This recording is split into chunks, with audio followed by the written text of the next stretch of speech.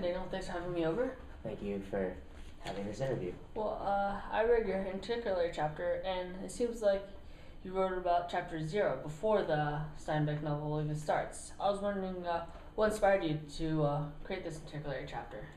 Well, I was sitting in my room and I was thinking about, the experience of migrant workers and how, they began in the Great Plains.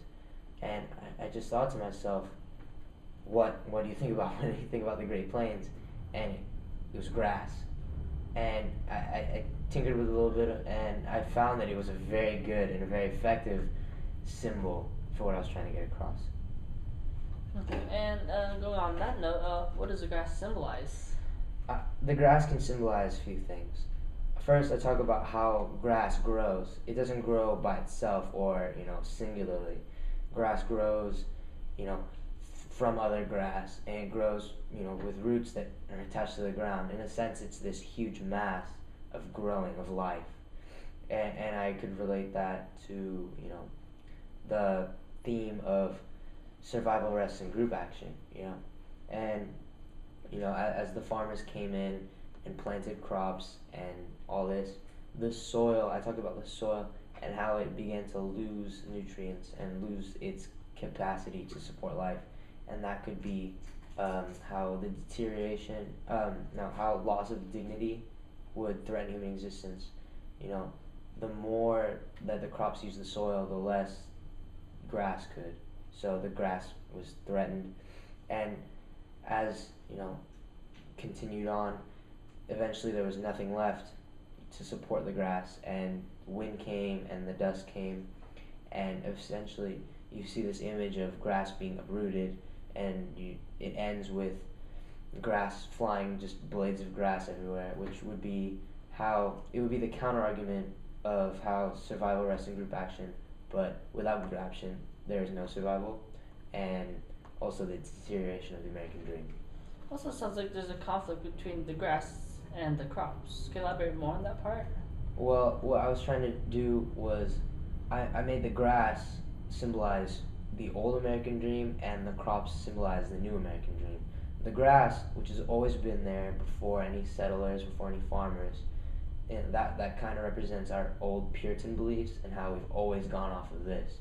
But come the 1930s and 1920s, there's a huge difference and there's a big change in our perspective of the American dream. And I used the crops to bring that in.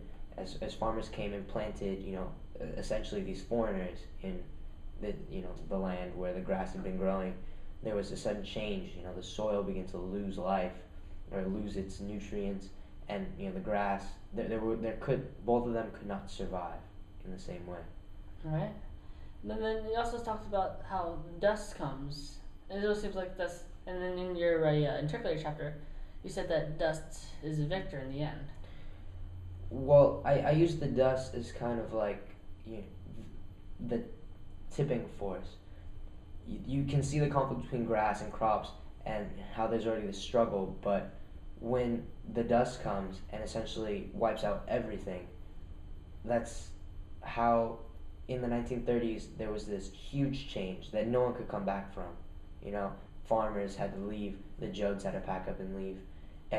Everyone who's out there suffering just had to leave and leave everything behind them. There was no way to get back.